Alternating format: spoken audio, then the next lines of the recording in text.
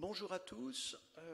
Nous allons pouvoir commencer cette session. Donc, après la première session sur le diagnostic facteur de risque, nous sommes maintenant dans la prise en charge et thérapeutique en particulier. Et donc, la première intervention sera réalisée par Anne-Sophie Boutors, qui a réalisé un essai multicentrique qu'elle va vous présenter ici, qui est place du fibrinogène dans la prise en charge de l'hémorragie du postpartum, et donc que tirer de l'essai fidèle. Merci. Merci, je remercie les organisateurs de m'avoir invité à présenter cet essai et je remercie tous les centres et tous les investigateurs de l'essai d'avoir permis que nous allions au bout de ce grand essai multicentrique. Vous savez que le fibrinogène est au cœur de la prise en charge de l'hémorragie du postpartum pour au moins 20% des hémorragies graves et que la baisse du fibrinogène prédit la sévérité de l'hémorragie. Notre étude fidèle avait concerné, donc était une étude randomisée double aveugle versus placebo qui a été sponsorisée par le LFB. Alors, le fibrinogène, qu'est-ce que c'est? C'est un tissu, une molécule complexe qui permet la coagulation plasmatique. Sans fibrinogène, pas de coagulation plasmatique. Il y a deux enzymes clés dans la coagulation. Je vous fais je ne résiste pas au plaisir de vous faire une petite révision de la coag. Et les deux enzymes clés sont la thrombine qui vont protéolyser ce fibrinogène en filaments de fibrine qui vont se coller autour des plaquettes pour boucher les brèches vasculaires. Et puis, le deuxième enzyme clé de la coagulation qui permet la fibrinolyse, c'est-à-dire la reperméabilisation et la cicatrisation des vaisseaux, c'est la plasmine. Et ces deux enzymes clés sont capables d'abaisser le taux de fibrinogène de façon drastique dans certaines circonstances. Alors voilà le fibrinogène.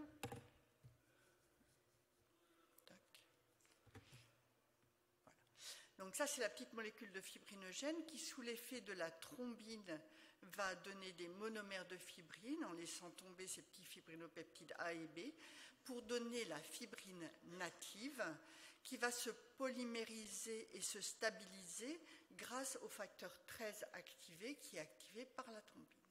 Et cette polymérisation et cette configuration va permettre les propriétés viscoélastiques du caillot qui vont permettre effectivement, quand vous intervenez, quand vous faites une césarienne, de boucher la brèche vasculaire, de la refermer en même temps que la vasoconstriction. La fibrinolyse, c'est la lyse de ce caillot de fibrine par la plasmine. La plasmine, c'est le plasminogène qui est activé sur la fibrine native, donc c'est un phénomène qui est in situ dans le caillot et c'est pour ça qu'il est difficile à étudier en présence de l'activateur du plasminogène tissulaire. La plasmine activée va liser le caillot de fibrine stabilisé en petits fragments, les fragments E et les fragments D que vous pouvez doser par l'intermédiaire des D-dimères. L'essai fidèle était un essai multicentrique qui a été fait dans 31 centres français, 6 très gros centres et un pool de plus petits centres. C'est une étude interventionnelle randomisée double aveugle versus placebo qui évaluait les bénéfices et la tolérance d'une stratégie thérapeutique de prise en charge de l'hémorragie du postpartum qui évaluait donc l'administration précoce de concentré de fibrinogène humain versus placebo chez des patientes qu'on voulait hémorragie sévère, donc qu'on avait sélectionné par le traitement par prostaglandine intraveineuse après un accouchement par voie basse. Et on avait comme objectif d'évaluer les conséquences sur l'anémie et les besoins transfusionnels et sur tous les paramètres de morbidité maternelle. C'est un essai qui a mobilisé beaucoup d'énergie, et encore merci au centre investigateur, qui a permis d'inclure 447 patientes sur les 434 nécessaires à avoir une puissance de 80% dans l'étude, avec une grande mobilisation de l'ensemble des acteurs de recherche et des acteurs cliniques pour permettre donc de sélectionner ces 400 patientes, ces 448 patientes qui présentaient une hémorragie sévère nécessitant l'administration intraveineuse de prostaglandine. Nous avions éliminé toutes les patientes à risque, nous avions éliminé les patientes qui présentaient un risque thromboembolique, les patientes qui avaient déjà reçu du fibrinogène ou qui avaient une anomalie de l'hémostase préexistante. Le fibrinogène concentré était du Clotafact, administré sur la base de 2 flacons de 1,5 g. Les placebos étaient des flacons de 100 ml également, parce que le fibrinogène, quand on l'agite, vous l'avez peut-être fait pour aider vos anesthésistes, ça mousse. Nous avons masqué nos flacons et non pas les opérateurs. Ce n'est pas l'opérateur qui est masqué, c'est bien le flacon. Et donc l'administration en double aveugle était extrêmement stricte. Le fibrinogène et l'acide tranexamique étaient administrés selon un protocole très très strict aussi. Notre critère principal de jugement était un critère composite binaire qui évaluait à la fois l'anémie et la transfusion, puisque vous savez que si on n'évalue que l'anémie sans tenir compte de la transfusion, on a des résultats faussés. Et donc, on avait sélectionné une chute d'hémoglobine majeure de plus de 4 grammes par décilitre, et puis une transfusion de au moins 2 kg pour éviter de sélectionner les patientes qui étaient transfusées un peu de façon légère et à tort. Les résultats, on a inclus 437 patientes qui ont reçu au moins une dose de produit. 49 cas ont été exclus pour déviation majeure de protocole, qui était soit la sélection de patientes qui ne rentraient pas dans le cadre, qui n'avaient pas eu de prostaglandine ou qui les avaient eues depuis trop longtemps, des patientes qui avaient eu des césariennes. Et au total, notre population per protocole était de 388 patientes, donc 48% de primipare et 11% de grossesse multiple.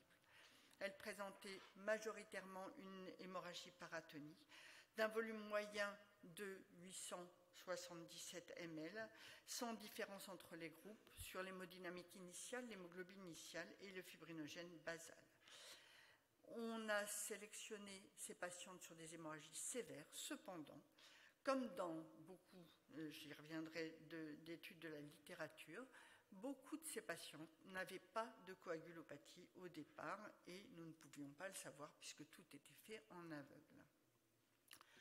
Les résultats, notre premier résultat est que nous avons confirmé les facteurs connus pronostiques de l'échec des mesures de réanimation de l'hémorragie du postpartum, c'est-à-dire les pertes sanguines supérieures à 1 litre au moment où on prend en charge la patiente, le rythme cardiaque supérieur à 100 battements par minute au moment où on prend la patiente, la baisse de l'hémoglobine de plus de 2 grammes au moment où l'hémorragie commence et avant qu'on ait fait, que les anesthésistes aient mis en place le remplissage vasculaire, et puis la coagulopathie au moment où on prend en charge la patiente dès le début de l'hémorragie, et en particulier à la baisse du fibrinogène.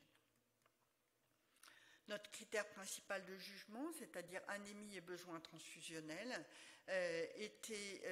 n'a pas été différent dans le groupe administration précoce de fibrinogène versus placebo. Notre taux de transfusion et notre taux d'anémie sévère n'étaient pas différents entre les groupes, ce qui fait que notre essai est négatif. Le taux de succès global de la prise en charge de l'hémorragie du postpartum s'est amélioré au cours des 4 ans de l'essai Et on a vu une amélioration significative qui est parallèle à tout le travail que nous avons fait ensemble pour la mobilisation autour de l'hémorragie du postpartum. Et encore bravo, parce que c'est un travail qui est efficace et qui a permis la réduction de la morbidité et de la mortalité maternelle en France. Et c'est vraiment un beau succès. Sur les critères secondaires de jugement, on n'a pas eu de réduction du volume total des pertes, du volume calculé des pertes, du taux de recours à une procédure de secours et du taux d'utilisation du tamponnement intra-utérin. Les marqueurs de l'hémorragie n'ont pas été modifiés par l'administration précoce de ce fibrinogène chez les patientes non coagulopathiques. Il n'a pas été retrouvé de différence sur les éléments de prise en charge de cette hémorragie du postpartum sévère qui nécessitait du Nalador. Il n'y a pas eu de différence non plus sur les mesures obstétricales invasives, les mesures de réanimation, la durée de séjour en réanimation et le score SOFA réanimatoire. On a vu une amélioration de la fibrinogénémie, mais vous voyez que nos patientes, au départ, elles ont des fibrinogènes quasiment normaux et qu'on évite une baisse quand même très très modérée du taux de fibrinogène chez la majorité des patients. Les événements indésirables graves, là on a plutôt un message rassurant de sécurité par rapport aux produits, puisqu'on n'a eu aucun événement thromboembolique dans le groupe Flotafact, et dans le groupe placebo, nos patientes ayant pour 58% bénéficié d'une thromboprophylaxie en postpartum. Donc c'est dans ce contexte-là et ça ne peut pas être extrapolé à l'ensemble de la population. Au total, c'est la plus grosse étude randomisée double aveugle versus placebo concernant l'accouchement par voie basse sur la prise en charge avec fibrinogène précoce dans l'HPP. Le taux global de succès de la prise en charge de l'HPP était satisfaisant à 60% et s'est amélioré au cours du protocole. Dans cette population sévère mais sans coagulopathie, il n'y a pas été montré de réduction du besoin transfusionnel et du risque d'anémie sévère par l'administration précoce de ces concentrés de fibrinogène, comme dans les études précédentes, celle de Vikelso, qui montrait, comme nous, une non-réduction du taux de transfusion et une légère correction du taux de fibrinogène dans le sang. Et l'étude de Collins de l'équipe de Cardiff, qui a été faite sur la sélection de patientes coagulopathiques. Donc ils avaient 653 patientes qui avaient une hémorragie de plus d'1 litre, 55 patientes qui avaient un FibTEM de moins de 15 mm qui était leur sélection de coagulopathie. Dans la population globale, ils n'ont pas montré d'effet de l'administration du fibrinogène chez ces patientes. Et il y avait une tendance à cet effet, mais un nombre de patientes insuffisante pour le montrer. Quand le FibTEM était inférieur à 12 mm, c'est l'examen de détection de la baisse du fibrinogène de façon délocalisée. Et quand le fibrinogène plasmatique était inférieur à 2 grammes, avec une réduction du volume des pertes additionnelles et une réduction du besoin transfusionnel. Alors, l'étude fidèle ne remet pas en cause l'intérêt de corriger l'hypofibrinogénémie, puisque, comme je vous l'ai dit, sans fibrinogène, pas de coagulation plasmatique et pas de fermeture de votre cicatrice de césarienne, par exemple, ou pas d'arrêt du saignement. Ça souligne l'intérêt de monitorer cette hypofibrinogénémie et de prendre en charge de façon multimodale l'HPP sévère et d'identifier la coagulopathie qui, comme nous le verrons tout à l'heure avec Patrick, est un facteur d'échec de la prise en charge obstétricale. Je voulais juste vous montrer que la coagulopathie obstétricale, contrairement à ce qu'on pense et ce qu'on voit dans l'hémorragie distillante, où on perd des facteurs, où ils sont dilués et où on a une baisse du fibrinogène par excès de génération de thrombine qui va le consommer pour faire du caillot, eh bien, il y a des moments où la coagulopathie est une entité à part entière, avec une part fibrinolytique qui est prédominante. Ici, on a un arrêt cardiaque chez une patiente qui a une césarienne programmée avec une petite anomalie d'insertion placentaire, mais vraiment vous et moi. Et donc, cette patiente, là, on a une petite interruption sur notre prise de tension, notre rythme cardiaque. Et en fait, comme on a des anesthésistes un peu MacGyver dans notre équipe, on avait une mesure de débit cardiaque en même temps. Et donc, cette petite anomalie, cette petite perte de conscience, on se serait dit, allez, la dame, elle est un peu chochotte, et puis notre appareil, il ne marche pas bien. Eh bien, pas du tout, c'était un vrai arrêt circulatoire, et qui a été transitoire. Et en fait, immédiatement, on a pensé embolie amniotique, on a mis en place le monitoring, on a prévenu l'ECMO, on a mis en place le support inotrope, mis en place le cell-saver, du sulpostrum, le ballon intra-utérin, et on a fait un ROTEM parce que c'est dans notre protocole.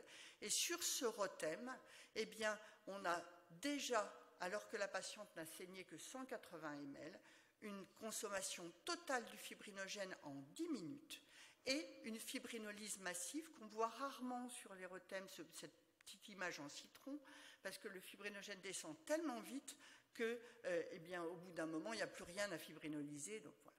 Tous ces résultats délocalisés ont été confirmés par la biologie, puisqu'on voit que les dédimères, résultats de la fibrinolyse, sont montés à 1000 fois la normale, de façon extrêmement rapide, et puis qu'on a consommé notre fibrinogène et notre facteur 5 extrêmement rapidement. Il a fallu des grosses doses d'acide tranexamique et de fibrinogène concentré et des plasmas pour corriger tout ça. Là encore, une autre embolie amniotique. Si vous avez décidé d'une hystérectomie parce que la patiente saigne beaucoup, imaginez-vous qu'avec cette coagulation-là, qui est le ROTEM d'une patiente avec une embolie amniotique, que vous pouvez comparer avec le ROTEM d'une patiente normale, donc vous n'avez plus de coagulation, plus de plaquettes, plus rien du tout, vous n'arriverez pas à arrêter le saignement et il va vous falloir le pacte procoagulant avec l'ensemble des moyens dont les anesthésistes disposent pour corriger la coagulation et vous permettre d'aller jusqu'au bout. Donc, la coagulopathie, on le reverra tout à l'heure, je vais passer vite, est un facteur d'échec des mesures obstétricales et en particulier de la mise en place du ballon. La prise en charge guidée par fibrinogène concentré, acide tranexamique, guidée par le ROTEM, permet de réduire dans les études observationnelles larges en population entière le besoin transfusionnel et les complications respiratoires liées à la stratégie de prise en charge avec un pack de transfusion massive où on met à l'aveugle tout. Donc quand on travaille de façon personnalisée et qu'on fait le diagnostic de la coagulopathie, eh bien on est plus efficace et moins nocif. Et un dernier point sur l'interrelation acide tranexamique fibrinogène. L'acide tranexamique, dans l'ensemble de nos effets sur l'acide tranexamique, de nos essais sur l'acide tranexamique curatif, ne modifie pas l'évolution de la génération de thrombine, qui est un facteur de digestion du fibrinogène, ni la baisse du fibrinogène au cours de l'HPP. Ici, on a les résultats de l'étude Exadeli où on voit que l'acide tranexamique en rouge, le profil d'évolution du fibrinogène n'est pas modifié par cet acide tranexamique en rouge comparé au placebo, au groupe contrôle qui ne recevait pas de traitement procoagulant. Même chose pour le facteur 2. Et ça, c'est un des premiers résultats de notre essai de trace, où on a le placebo, la dose de 0,5 g d'acide tranexamique et la dose de 1 g d'acide tranexamique par rapport à l'air sous la courbe de la génération de thrombine, donc cette enzyme clé de la coagulation. Et on voit qu'il n'y a pas de différence significative avec ou sans traitement et pour les deux doses de traitement. Au total, l'essai fidèle ne remet pas en cause l'intérêt de corriger l'hypofibrinogénémie si le fibrinogène est inférieur à 2 g par litre et le FibTEM inférieur à 12 mm. Ça souligne l'intérêt de monitorer cette hypofibrinogénémie, c'est-à-dire de s'équiper en appareil de mesure délocalisé du fibrinogène plasmatique pour décider de traiter, pour le faire en temps réel dès l'installation de la coagulopathie, même si on ne la voit pas encore, et vérifier l'efficacité de la correction par les concentrés de fibrinogène. Ça souligne aussi, cet essai, l'intérêt d'une prise en charge multimodale de l'HPP sévère par utérotonique, par ballon de tamponnement et par traitement de la coagulopathie quand il est nécessaire. Ça apporte un message de sécurité d'emploi attendu et important par rapport à cet usage des concentrés de fibrinogène quand le fibrinogène s'est effondré. Et ça nous incite à mieux comprendre quelles patientes développent une coagulopathie autour de l'hémorragie du postpartum pour utiliser nos outils magiques que sont l'acide tranexamique et les concentrés de fibrinogène. Je vous remercie de votre attention.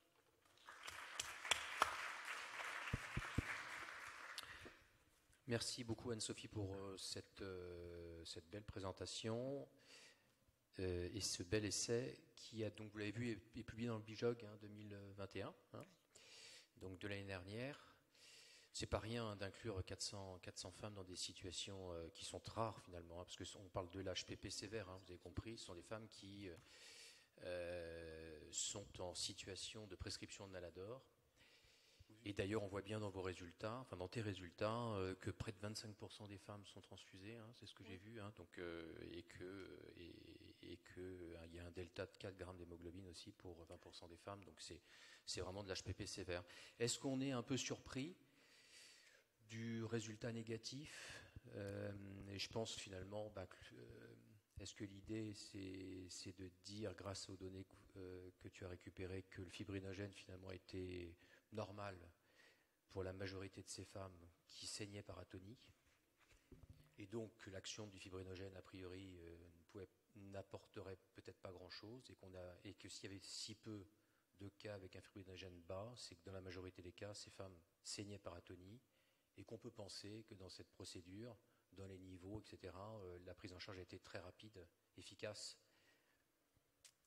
Est-ce que c'est ça? Oui. C'est vraiment ça. Et c'est cohérent avec l'ensemble de la littérature. Dans l'essai Exadeli qui concernait l'azastide tranexamique au départ, on voyait bien que dans les 30 minutes, à partir du moment où il y avait une prise en charge multidisciplinaire, énergique et protocolée, eh bien 80% des femmes s'arrêtent de saigner.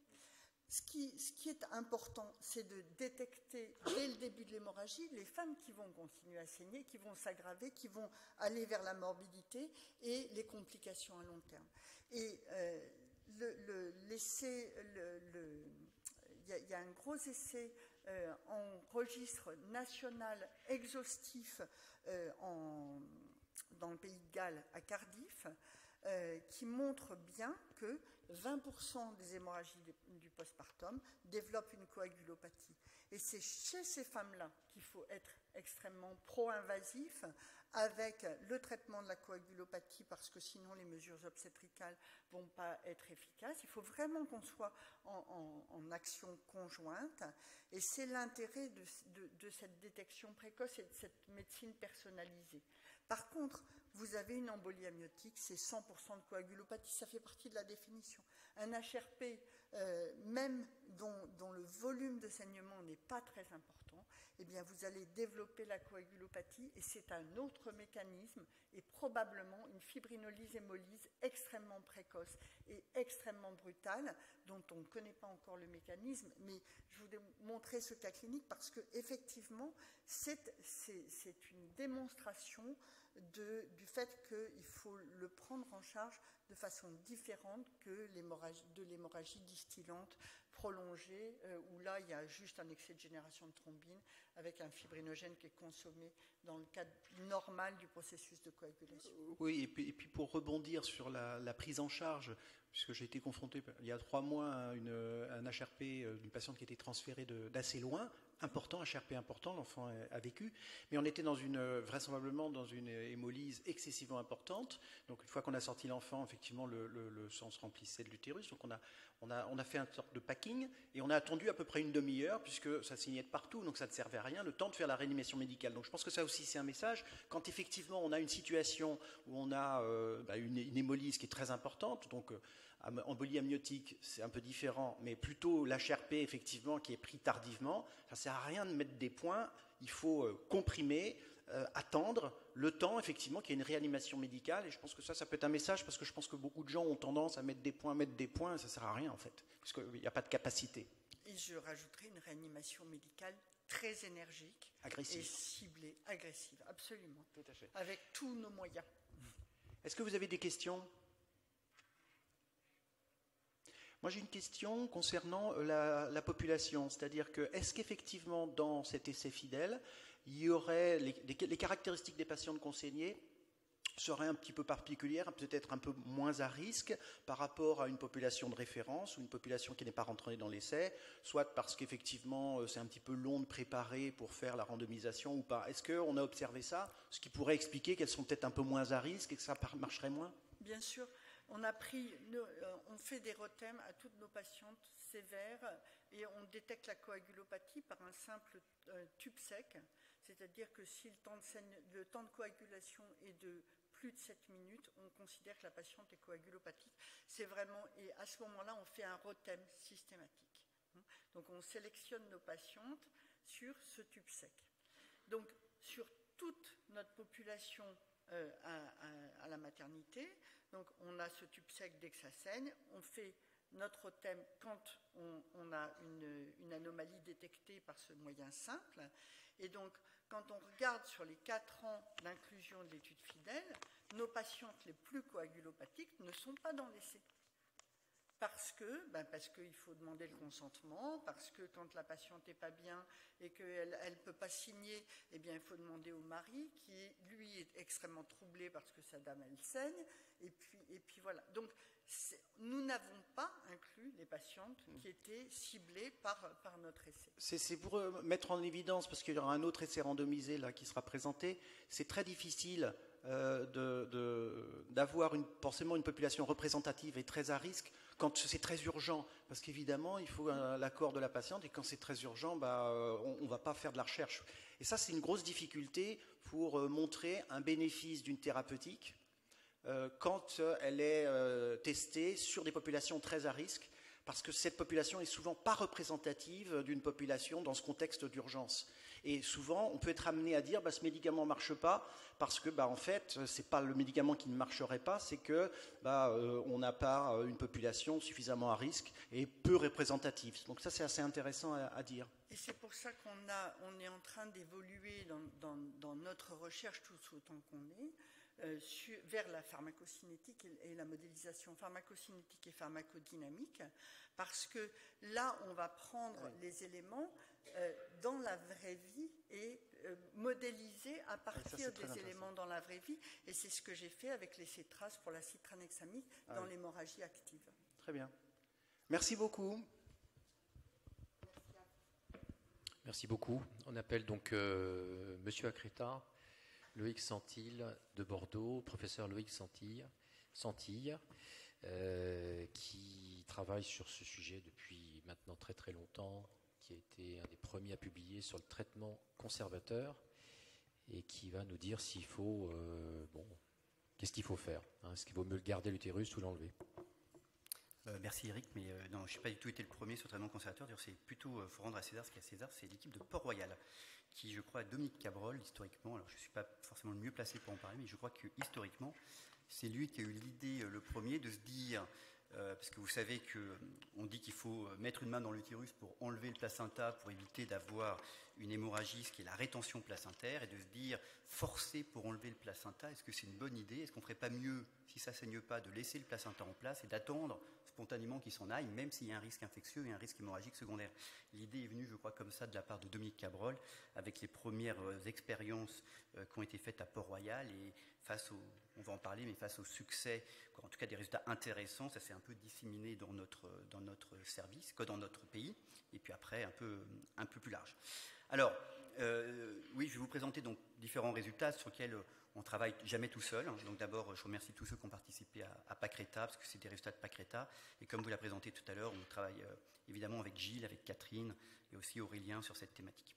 Alors d'abord, c'est quoi un ACRETA ? Bon, je ne vais pas vous faire Voilà, je ne vais pas vous faire la définition de la Creta. Vous voyez ce très beau schéma publié dans le New England Journal par Bob Silver, avec qui on est en énorme concurrence. Alors, je peux le dire ici, je ne dis pas aux États-Unis, mais avec qui c'est compliqué parce que, comme on est en concurrence, eh bien, on trouve toujours des biais dans les essais, etc. Est-ce que vous voyez un problème sur ce schéma ou pas? New England Journal, quand même. Si vous êtes réveillé? Pas réveillé? Eh bien, ils ont fait un problème dans la légende. Moi, ça me fait mourir de rire. C'est pour ça que je vous le montre. Voilà. L'endomètre et la séreuse ont été interversés sur ce schéma. Grosse boulette du New England et de Bob Silver. Voilà.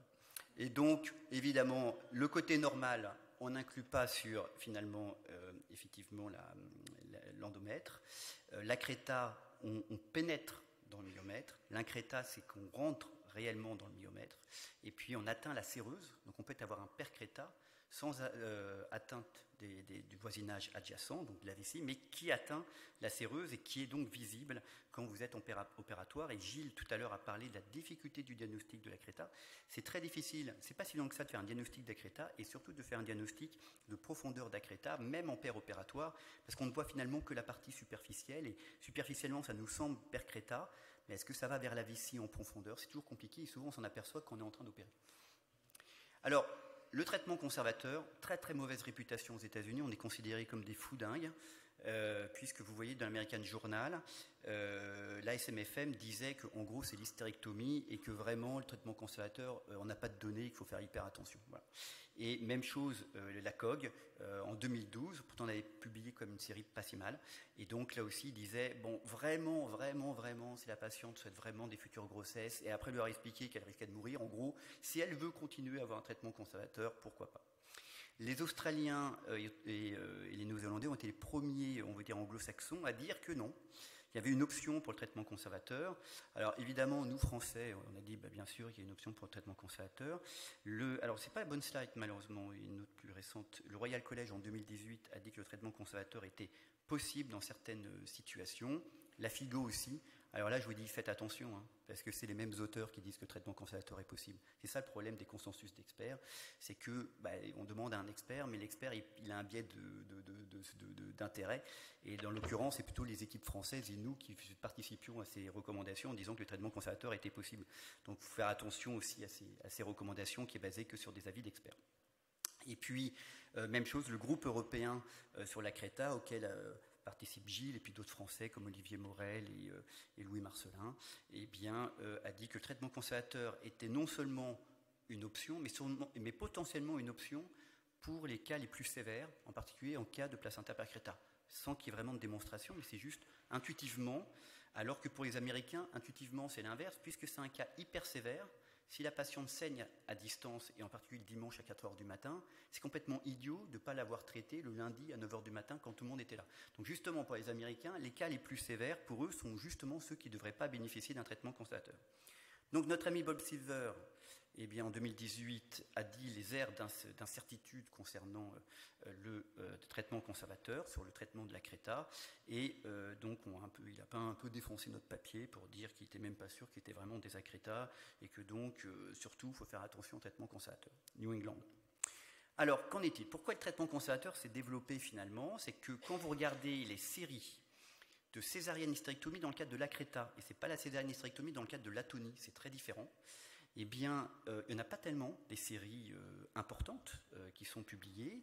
Et quand vous regardez les résultats, on le sait tous, mais il y a une morbidité qui est associée. Ce n'est pas forcément la morbidité en lien avec la césarienne hystérectomie, c'est que la situation est sévère. Et vous voyez qu'il y a à peu près 50% des femmes qui sont transfusées de plus de 4 kg, donc ça commence à faire, quand il y a une hystérectomie. Il y a 20% de plaies de vessie, souvent volontaires, parce qu'il y a le placenta qui pénètre dans la vessie. Plus embêtant, parce que c'est les situations les plus difficiles à gérer, il y a 7% à peu près de plaies urétérales, et ça c'est assez compliqué à gérer, réimplantation urétérale, reflux, fistule, donc ça c'est 7%. Vous voyez que en lien, les fistules vésico-vaginales, vous en avez donc 3 à 4%, ça va avec les plaies urétérales, on sait que c'est assez difficile à traiter. Et puis, de toute façon, vous allez devoir réopérer la patiente dans à peu près 10% des cas, parce qu'elle va saigner derrière, elle va développer une coagulopathie, va avoir une infection, etc. Et donc ça, c'est la morbidité de la césarienne dans le cadre d'une hystérectomie. Donc vous voyez que déjà c'est grave. Et donc c'est pour ça que certains, dont encore une fois l'équipe de Port-Royal, initialement ont proposé des approches différentes pour se dire est-ce qu'on ne pourrait pas faire différemment. Et déjà c'était un problème aux États-Unis, parce que dans une enquête de pratique qui avait été faite à l'occasion d'un congrès américain en 1996, on demandait aux gens, alors que le traitement conservateur n'était pas du tout développé, en disant quand vous avez des cas graves, est-ce que vous avez envie de traiter tout ça de façon chirurgicale ou médicale? Et on voit que plus c'était grave, donc atteinte de la vessie et atteinte du tube digestif, eh bien les gens qui parlaient avec ou sans expérience, et en particulier ceux qui avaient plutôt une expérience récente, et genre je me suis fait peur, eh bien ils avaient tendance à dire si on peut ne pas toucher, ça serait plutôt pas mal de ne pas toucher. Donc on voit bien que même aux États-Unis se pose la problématique de se dire le traitement radical chirurgical, on sait qu'il est hyper morbide. Donc le traitement conservateur, c'est quoi le but? C'est pas tellement le but de préserver l'utérus, qui d'ailleurs pour la grande majorité des femmes derrière n'aboutira pas à une nouvelle grossesse. C'est surtout d'essayer, je ne dis pas qu'on y arrive, d'essayer de réduire la morbidité maternelle en comparaison avec ce qui est considéré comme le gold standard, qui est la césarienne hystérectomie. Donc Gilles Caillem à Port-Royal a publié la première expérience finalement de Port-Royal entre deux périodes, la période A où la césarienne hystérectomie était plutôt le gold standard et la période B où c'était plutôt le traitement conservateur qui était plutôt pas le gold standard mais qui était de plus en plus proposé au sein du service. Et comme vous voyez, il y a moins d'hystérectomie dans le groupe traitement conservateur, qu'il y a moins de transfusion dans le groupe traitement conservateur et en particulier en termes de volume transfusionnel. Et il y a moins de coagulopathie. Donc, des éléments avant-après, mais pas inintéressants quand même, qui laissent à penser que quand même, quand on fait un traitement conservateur, et même quand il y a des échecs, globalement, la morbidité semble moins importante.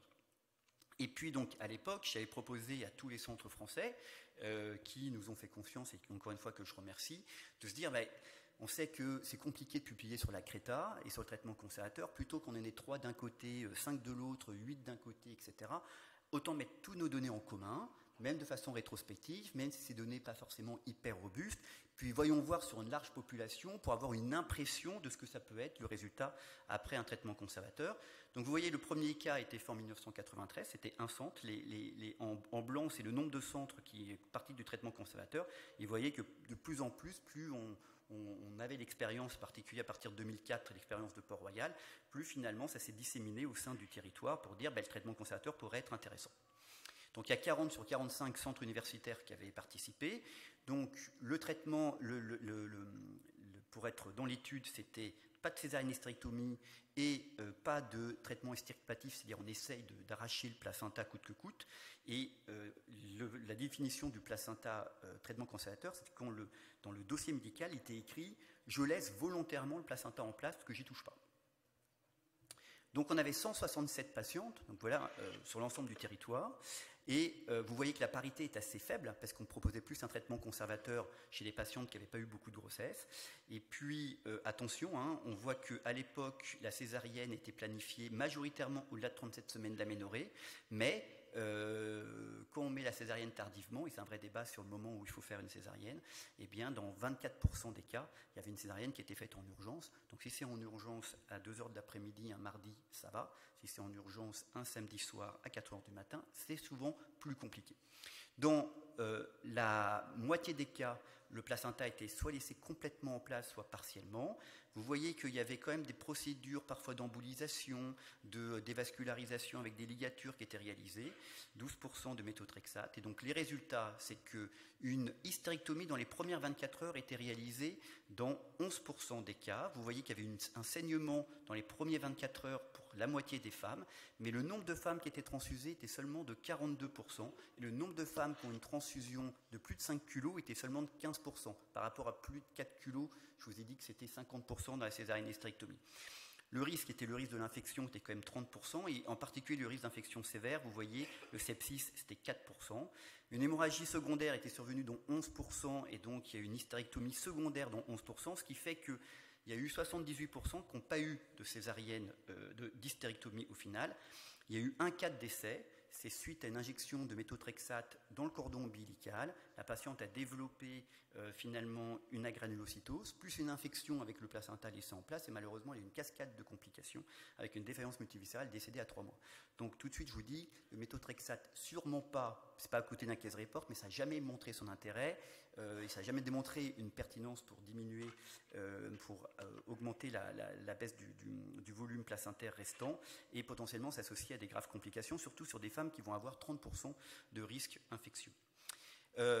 Et puis, quand on attend, dans 75% des cas, dans les 14 semaines en moyenne, eh bien, il y avait finalement le placenta avait complètement disparu, mais il y avait eu 25% de curetage ou de résection, et vous voyez avec un délai plus lointain, à 20 semaines. On a suivi les patientes, on les avait appelées, on a suivi les patientes à distance, et 78% donc avaient l'utérus conservé. On a eu des données, 25% de perdu de vue, et puis on a eu des données sur 96 patientes. Donc il y en avait 11 qui avaient une fertilité altérée, soit parce qu'elles avaient une ligature des trompes au cours de la césarienne. Donc on voit bien que le traitement conservateur, ce n'est pas que pour la fertilité, et puis parce qu'il y a des synéchies aussi qui sont survenues. Et finalement, il y a 24 patientes qui ont eu des grossesses.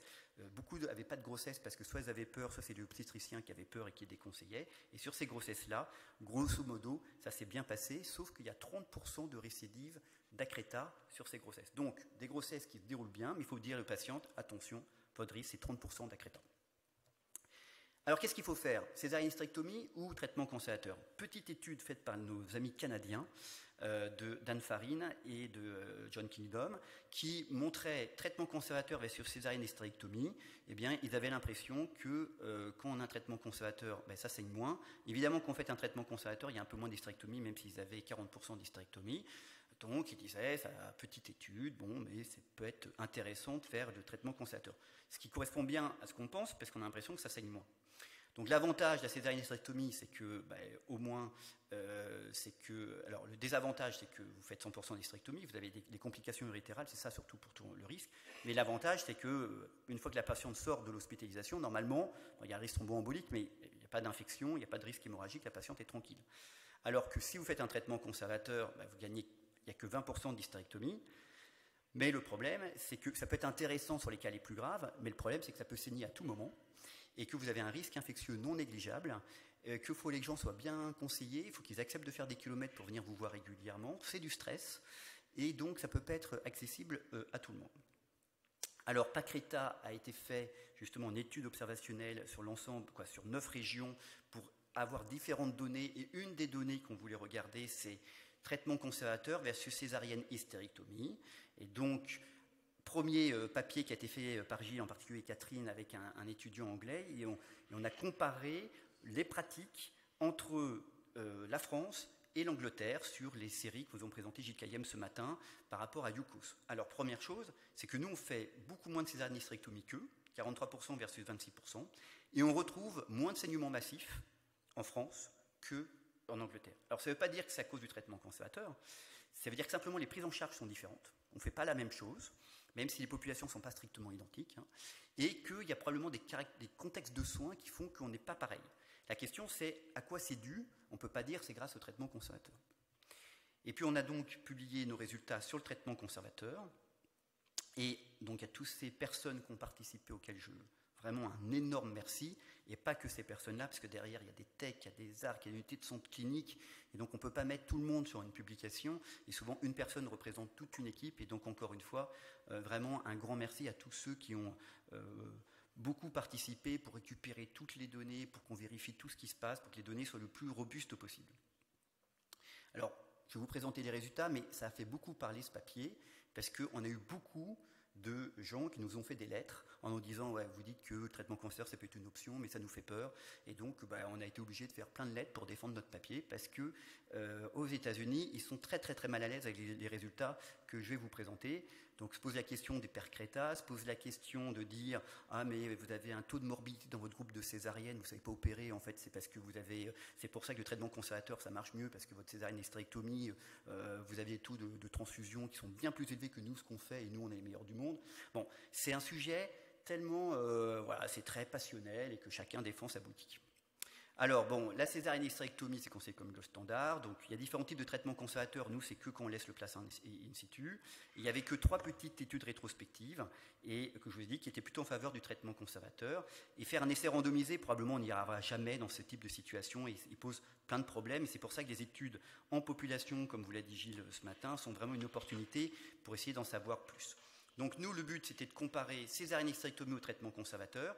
Et comme évidemment, ce n'est pas les mêmes patientes, qu'on fait le choix d'un traitement plutôt qu'un autre, il y a forcément ce n'est pas les mêmes femmes, ce n'est pas les mêmes caractéristiques, ce n'est pas la même situation à risque.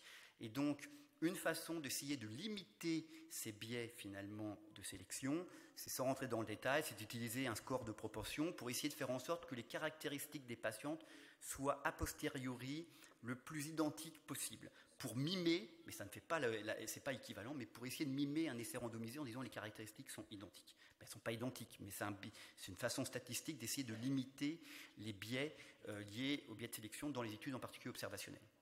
Donc ça part de 520 000 finalement naissances, 176 maternités qui ont participé dans 8 régions. Ça représentait 30% du volume global des naissances en France. Et donc les patientes éligibles, c'était au-delà de 22 semaines. Soit elles avaient un ACRETA, soit elles étaient à risque avec antécédents césarienne et Prévia. Et les données étaient recueillies de façon prospective à partir du diagnostic de l'ACRETA. Et en rétrospectif, on récupérait les données avec un technicien qui venait récupérer les données. Et dans cette analyse, on n'a pris que les patientes qui avaient un réel ACRETA. Et puis on a exclu les patientes qui avaient une voix basse, parce qu'on pouvait avoir un ACRETA et une voix basse, parce que si on mettait les voix basses, nos amis américains nous auraient dit mais oui, mais c'est une voix basse, et d'ailleurs comment vous faites une voix basse sur un ACRETA, c'est pas possible, et donc c'est pourri votre truc. Donc on a sorti toutes les voix basses, et puis on a gardé que les patientes qui avaient une césarienne, soit traitement conservateur, soit césarienne hystérectomie. Le diagnostic d'ACRETA, c'était l'impossibilité manuelle d'enlever le placenta, avec aucun plan de clivage, un saignement massif sur la zone de l'insertion placentaire et avec l'absence d'autres causes retrouvées sur l'hémorragie, confirmé à l'hystérectomie, et puis des signes qui étaient en faveur prédato avec un caractère hémorragique en faveur d'un ACRETA. Notre critère de jugement, c'était la transfusion de plus de 4 kg globulaires et sur les 6 mois du postpartum. Parce qu'évidemment, quand vous faites un traitement conservateur, elle ne saigne pas tout de suite. Elle saigne à 6 semaines, 2 mois, 3 mois. Donc c'était enregistré pendant 6 mois, et ça c'est une force de l'étude, un suivi pendant 6 mois. Et tous les autres marqueurs étaient évalués pendant 6 mois, puis on a recueilli tous les effets secondaires possibles. Alors, ces patientes, eh bien, vous voyez que la parité, elle n'est pas pareille, parce que vous faites plus de traitements conservateurs quand il y a une parité qui est faible que par rapport à une césarienne hystérectomie. Et puis, vous voyez qu'il y avait un facteur de risque important qui est le Prévia ou placenta bas inséré, était identique entre les deux groupes.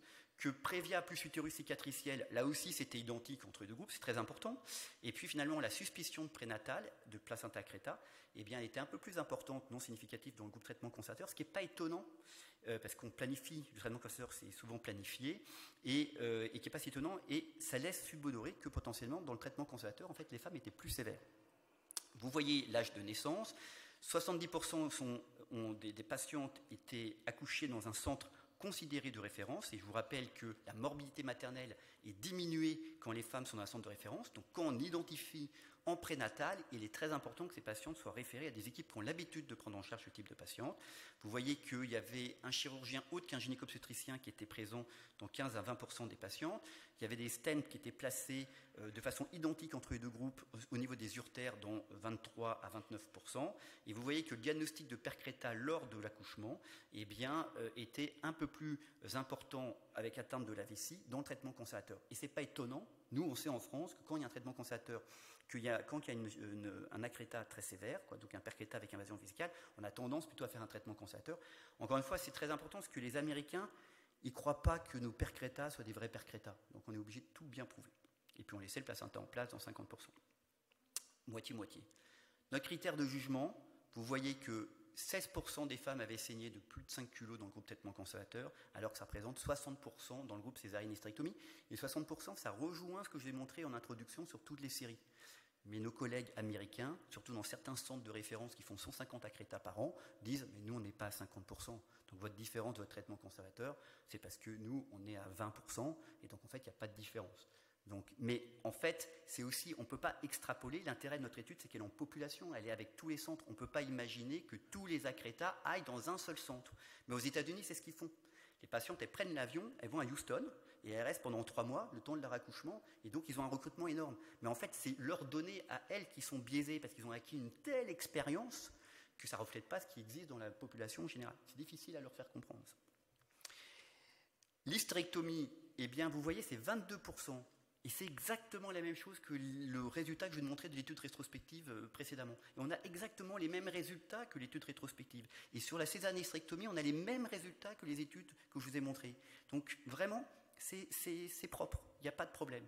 Eh bien, vous voyez qu'avec ajustement de comparaison multiple et le score de propension, moins d'hystérectomie évidemment, vous voyez que l'hystérectomie c'est 7% initial et 15%, donc attention, 15%. La perte sanguine supérieure à 3 litres, 45% dans la césarienne-hystérectomie, 11% dans le groupe traitement conservateur, alors qu'on pense que le traitement conservateur, les populations étaient plus à risque. Et puis vous voyez qu'aucune transfusion, c'était que 13% dans la césarienne-hystérectomie et 38% dans le groupe transfusion. Et la plaie de l'organe adjacent, bien évidemment, vous intervenez moins quand vous êtes dans un traitement conservateur, donc là aussi une différence. Et quand vous prenez toute la morbidité maternelle non en lien, un élément très important pour Catherine Donneux, à juste titre, non en lien avec l'hémorragie, donc embolisation, infection, sepsis, etc., eh bien vous voyez qu'elle est augmentée dans le groupe césarienne-hystérectomie. En revanche, vous faites plus d'embolisation, il y a plus d'embolisation prophylactique, avec les risques liés à l'embolisation, sepsis, nécrose utérine. Et puis, évidemment, quand vous laissez un utérus, il y a plus d'infection de l'utérus que quand vous enlevez l'utérus. Donc, il y a plus d'endométrite dans le groupe traitement conservateur. Et en revanche, oui, les patientes, vous voyez, dans 30% des cas, eh bien, on les voit, elles sont réhospitalisées. La réhospitalisation, ce n'est pas l'HDJ, c'est vraiment des patientes qu'on a gardées. Donc, elles ont eu de la fièvre, elles ont eu une petite coagulopathie, elles ont eu un truc, et qu'on a gardé. Donc, ça nécessite, c'est vrai, une organisation qui ne peut pas être forcément exactement identique partout dans le monde entier. Donc, la force est prospectif, multicentrique, avec une grosse population. Toutes les données ont été checkées, tout le suivi a été sur 6 mois, les outcomes ils ont été préspécifiés et prédéfinis, et puis il y a un contrôle avec le score de proportion. Mais il est vrai que si les femmes qui avaient un traitement conservateur, par définition, quand il n'y avait pas d'hystérectomie, il n'y avait pas d'histologie. Donc on ne pouvait pas prouver, à part prendre des photos et donner pour chaque cas les suspicions prénatales, on n'a pas de moyens, il faut nous faire confiance. Mais nous, on sait que c'est des vrais traitements, des vrais accrétas. Ce n'est pas un essai randomisé, donc attention. Et il y a toujours un risque de biais de sélection et de confusion qui peut persister, même avec des tests statistiques qui essayent de limiter ce biais. Et puis, c'est pour ça qu'il faut faire attention à l'interprétation de nos données. Et c'est vrai que la généralisation des résultats pose question. Et c'est vrai qu'en particulier dans le contexte américain, et en plus aux États-Unis, vous payez les soins. Alors qu'en France, tout est gratuit. Mais l'accouchement, il est payant aux États-Unis, même quand vous êtes ultra précaire. Et les soins qui suivent, ils restent payants. Donc c'est vrai qu'aux États-Unis, je ne suis pas sûr que ça soit totalement extrapolable. Voilà, donc en tout cas, ce qu'on peut dire, c'est que quand vous faites un traitement conservateur par rapport à une césarienne-hystérectomie, ça saigne moins de façon massive, il y a moins d'hystérectomie, il y a moins de complications maternelles sévères, mais vous avez plus d'endométrite, vous avez plus d'embolisation, et vous avez surtout plus de réadmission pendant 6 mois, il faut que les patients soient bien au courant. Et donc après, il faut discuter avec les gens. Je ne suis absolument pas en train de dire qu'il faut proposer un traitement conservateur pour tout le monde, pas du tout. Il faut expliquer les avantages et les inconvénients attendus à chaque patiente, et après la patiente, on prend une décision partagée comme pour toute situation. Voilà, je vous remercie.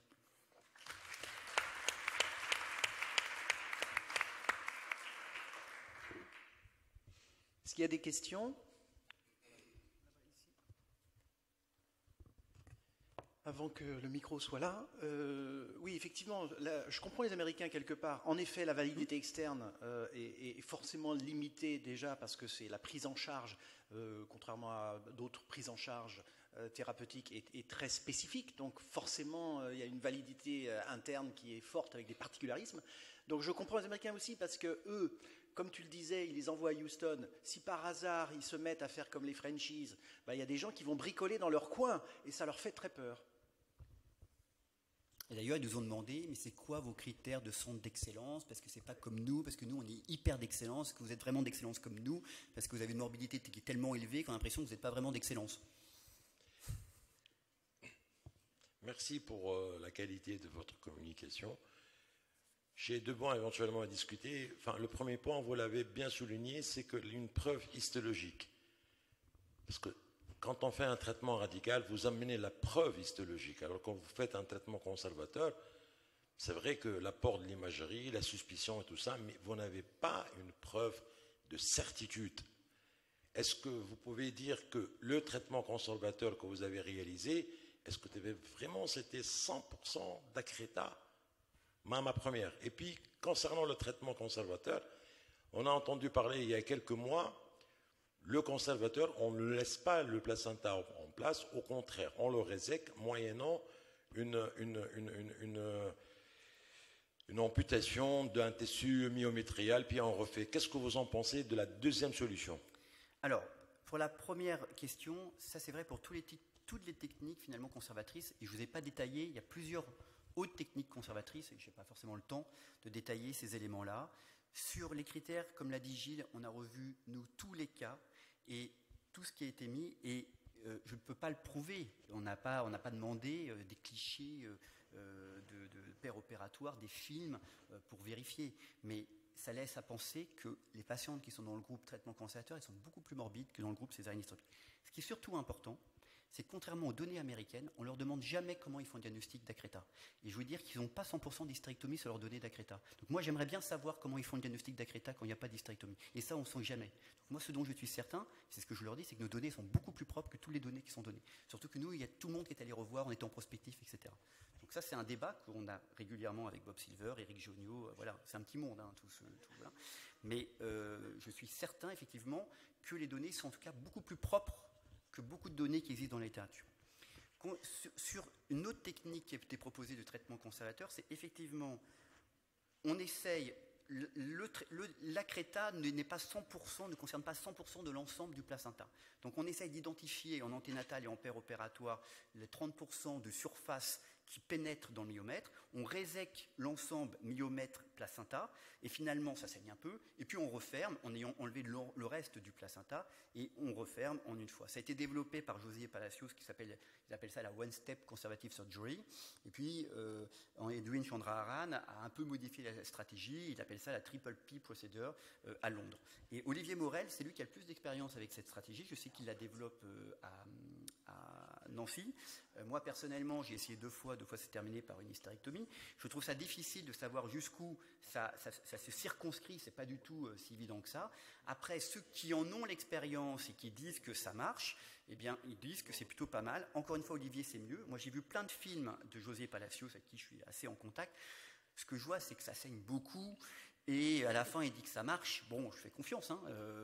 Surtout qu'il a une grosse série en Argentine, parce qu'il y a 50% de césariennes. Il voit toutes les patientes qu'on a Akreta de Buenos Aires, et c'est une grosse population. Mais je ne peux pas dire que c'est hyper reproductible. Voilà. Thibaut, oui, juste moi c'était une question par rapport au traitement radical, donc césarienne hystérectomie. Donc cette variabilité qu'on retrouve entre pays et ce que tu cites entre les États-Unis et la France. Finalement, ce sont des données rétrospectives qu'on utilise assez régulièrement. Est-ce que vous avez quand même une légitimité, au moins sur votre base de données, de dire ce que c'est qu'une césarienne hystérectomie? Parce que je vois bien la césarienne hystérectomie qui est une césarienne où tu passes par le bas, tu tapes le placenta, ça saigne, mais c'est peut-être pas la bonne stratégie et tu te retrouves à faire l'hystérectomie.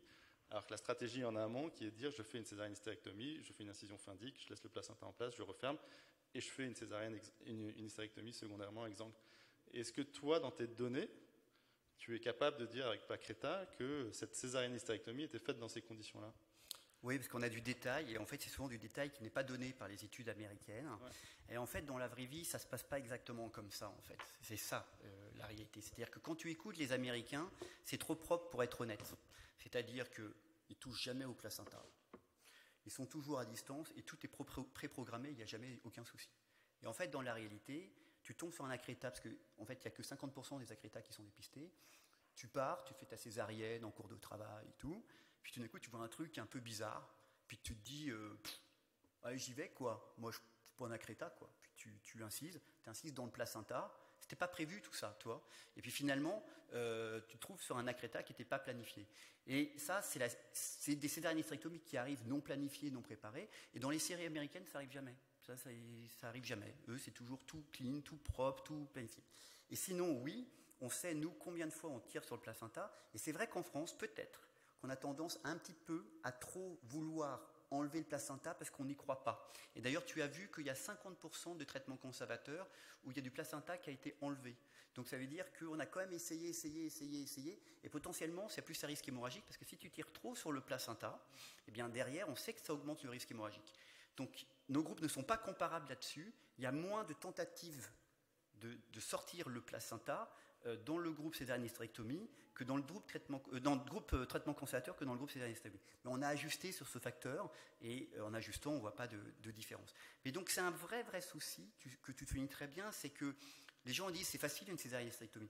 Mais en fait, on ne sait pas comment la césarienne-hystérectomie dans la réalité est réellement faite. Et quand on discute avec les gens, eh bien, en fait, en annexe de congrès, après la communication, on dit mais toi tu fais comment, etc. Eh bien, on s'aperçoit que c'est très compliqué de déterminer. Il y a plein de données qu'on n'a pas parce que ce n'est pas détaillé dans les comptes rendus. Et là, on a quelques données. Donc, c'est des choses qu'on a prévu de publier après, mais et on a du mal à convaincre. On a du mal à convaincre nos amis américains. Et d'ailleurs, Gilles qui vous a présenté les papiers sur le British Journal quand ils ont été publiés, derrière, ils ont fait, le British, ils commentent souvent les papiers, tu sais, ils font un petit éditorial.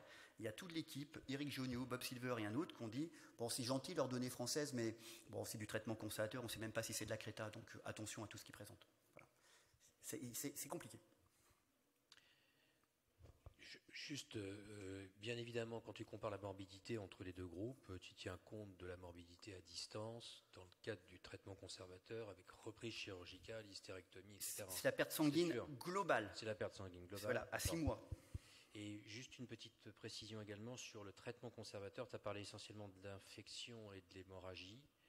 Moi, j'ai eu 2 cas sur un traitement conservateur de troubles de l'hémostase à distance qui sont apparus progressivement. Est-ce que vous l'avez constaté, ça ou pas? Oui, alors tu as des coagulopathies qui sont insidieuses. Ouais. Et en fait, les gens, ils viennent, tu leur poses des questions, tout va bien, ou un peu de douleur, etc., pas d'infection. Et il n'y a rien du tout. Puis tu dis, vous perdez un peu de sang. Bon, comme vous m'avez dit, des petites pertes un peu tous les jours, voilà, mais, rien de plus. Ok. Tu fais un bilan, et là, en fait, il y a une coagulopathe majeure. Et ça, c'est un problème parce que qu'est-ce qu'il faut faire? Et c'est pas codifié, tu vois. Et l'expérience que j'en ai, nous, on embolise. Parce qu'on se dit qu'il y a un phénomène, il y a un mécanisme actif qui est en train de se mettre en place. On embolise. Et l'expérience que j'en ai, c'est que ça marche pas si mal. Et nos amis américains, parce qu'ils m'envoient régulièrement des mails, parce qu'ils s'y mettent quand même, certaines équipes, en tout cas l'équipe de Cibaille s'y met pas mal, eh bien, observent aussi la même chose dans certaines situations, et avec l'embolisation qui fonctionne pas si mal. Plutôt que se précipiter dans un contexte hyper inflammatoire et de coagulopathie, et à mon avis, il faut essayer de gagner du temps, et ça passe. Mais avant, je ne faisais pas un bilan systématique d'hémostase à chaque fois, et aujourd'hui, je demande un bilan systématique d'hémostase quand je revois les patientes, car elles peuvent avoir aucun symptôme et une véritable coagulopathie, tout à fait. Donc tu fais un bilan d'hémostase tous les combien? Au début, toutes les semaines, pendant 2 mois. Pendant les 2 premiers mois, généralement, il n'y a aucune évolution échographique, quasiment rien. On fait des échos, mais en fait... voilà, tu te vois un début de vascularisation qui diminue. Alors ça, c'est non publié, c'est mon expérience personnelle. Tu as un début de diminution de vascularisation au bout de 2 mois. Et au-delà de 2 mois, tu commences à avoir un petit peu moins de volume placentaire. Tu passes de 15 cm de grand axe à 12, puis à 10, puis à 8. Et c'est au bout de 6 mois, généralement, que tu ne vois plus rien. Et au début, c'est toutes les semaines. Et donc, avec un bilan de coagulation, NFS-CRP, prélèvement vaginal, ECBU. Et je suis très, très, très interventionnel. Dès qu'il y a un germe, dès qu'il y a un truc subfébrile, je balance des antibiotiques parce que je veux que ça s'arrête tout de suite, parce que si l'infection se développe au niveau du placenta et on sait que l'antibiotique passe mal au niveau du placenta, eh bien on va avoir un abcès, une infection chronique et on va devoir faire l'hystérectomie.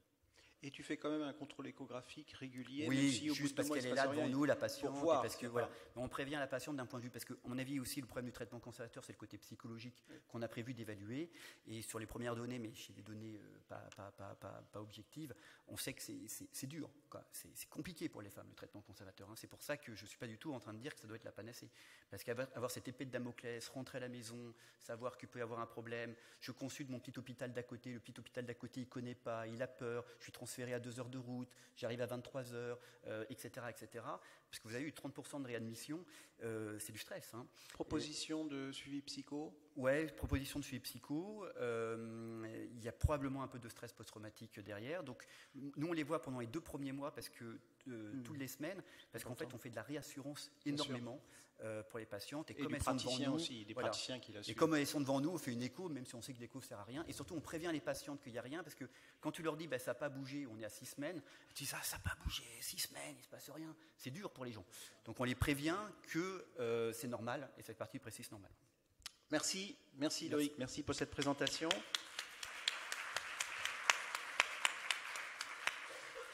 Maintenant, je vais appeler la guest star, le plus américain de tous les Français ici, qui est-il besoin de le présenter? Patrick Rosenberg, qui va vous présenter l'essai Tube, qui a utilisé évidemment un ballonnet américain, l'un des plus gros ballonnets actuellement dans le monde. Oui, tu me fais mal.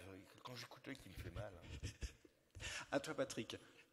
Voilà, merci beaucoup, merci.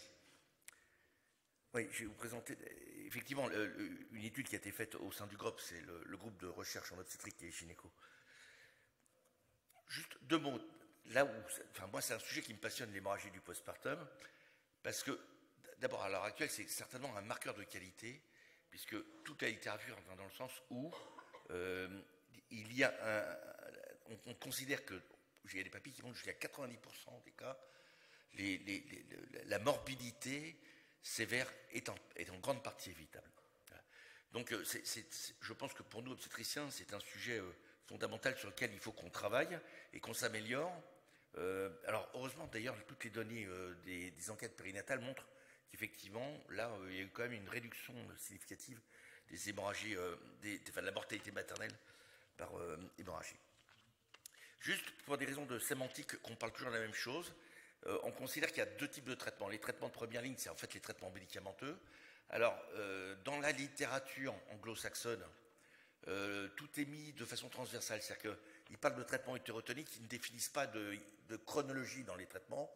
C'est-à-dire qu'ils vous disent dans un premier temps utiliser l'hétérotonique, alors que par exemple dans les recommandations françaises, on vous dit utiliser le cytosine, et puis ça ne marche pas, utiliser des prostaglandines. En fait, on ne sait pas très bien. La vérité, c'est qu'on ne sait pas très bien, mais en tout cas, les traitements de première ligne, ce sont les traitements médicamenteux. Et puis, il y a les traitements de deuxième ligne. Alors, pendant très longtemps, c'était l'hystérectomie, et puis on a essayé d'être moins morbide. Alors, on a développé les sutures compressives, les ligatures vasculaires, qui marchent finalement pas si mal que ça. Et puis, l'embolisation, bien sûr, quand pour les patients accouchent par les voies naturelles. Et puis, on a vu apparaître, finalement, les ballons intra-utérins. Ce qui est très marrant, d'ailleurs, c'est que les recommandations qui avaient été faites, je me rappelle, c'était en 2016, sur l'HPPI, on était finalement avec très peu de littérature sur les ballonnets, et on n'avait pas sur les ballons, et on n'avait pas pu dire grand-chose, non pas qu'on ne pensait pas que ça ne marchait pas, ou que ça marchait, mais c'est parce qu'il y avait très peu de données de la littérature à ce moment-là. Et puis, finalement, d'ailleurs c'est ce que disait Loïc tout à l'heure, j'ai vu, c'est vrai, c'est-à-dire que si vous décidez de faire une césarienne hystérectomie, il y a une morbidité inhérente au geste. Et là, à partir du moment où on va faire des sutures compressives, qu'on va faire une embolisation, qu'on va faire des ligatures vasculaires, il y a une morbidité inhérente à cette prise en charge. Et ça, on ne peut pas... D'ailleurs, probablement, malheureusement, il y a eu certainement quelques cas de mort maternelle sur des transferts, sur des HPPI pour des patients qui auraient dû avoir des embolisations et qui ont désamorcé dans le camion de SAMU. Voilà, l'avantage finalement de ces stratégies par ballon, c'est que d'abord, finalement, c'est une stratégie qui est mini-invasive. D'autre part, c'est que finalement, on n'a pas besoin d'être excessivement compétent. Ce que je veux dire, c'est que quand il faut faire la ligature des hypogastriques, en termes de compétences, c'est pas la même chose. Et puis, disons que, à l'heure actuelle, plus personne n'oserait faire un essai randomisé sur le ballon. Et d'ailleurs, j'avais lu dans le BJOG un argumentaire, mais qui n'était pas con et qui reprenait le papier de Smith qui est devenu célèbre sur l'essai randomisé sur le champ parachute. C'est-à-dire qu'une fois qu'on a commencé à utiliser les ballons, on n'a plus du tout envie de faire un essai randomisé. Mais le problème, c'est que on l'a introduit en pratique clinique, tout le monde a appris un petit peu de son côté, mais finalement, il y a plein de questions pour lesquelles on n'a pas vraiment de réponse. Et il y avait une question qui était importante, qui était de savoir finalement à quel moment est-il recommandé d'utiliser, de mettre en place le ballon? Est-ce que on peut se permettre d'attendre les échecs des utérotomiques, est-ce qu'il faut le mettre plus tôt? Il y avait quelques papiers dans la littérature qui sont plutôt concordants, qui vous montrent que, une fois que les troubles de la coagulation s'installent, l'échec du ballon est plus fréquent. Donc, tout va dans le sens où intervenir plus tôt, plus agressivement. L'autre point qui est intéressant, et qui est peut-être une des limites des recommandations françaises, c'est qu'on est dans une stratégie qui est verticale. C'est-à-dire que les recommandations françaises sont les seules qui vous donnent une chronologie de la prise en charge. On vous dit délivrance dirigée, bon, il n'y a pas de problème. Si ça ne marche pas, bon, on va faire du synto à titre thérapeutique. Alors déjà, je ne critique pas, mais malgré tout, est-ce que le synto à titre thérapeutique marche une fois qu'on a fait une délivrance dirigée? Je ne sais pas. Est-ce qu'on doit utiliser des prostaglandines après échec de l'ocytocine ou d'emblée?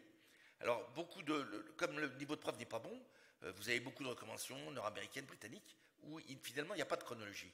On vous dit utiliser des prostaglandines, utiliser de l'ocytocine.